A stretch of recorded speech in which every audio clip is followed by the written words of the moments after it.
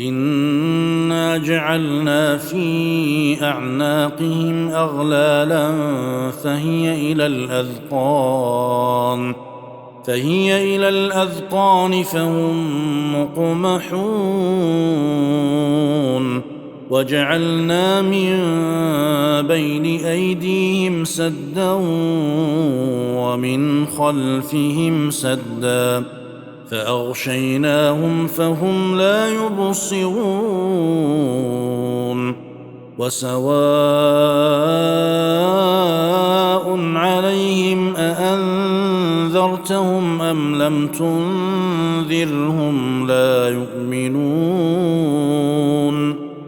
إنما تنذر من اتبع الذكر وخشي الرحمن بالغيب فبشره بمغفرة وأجر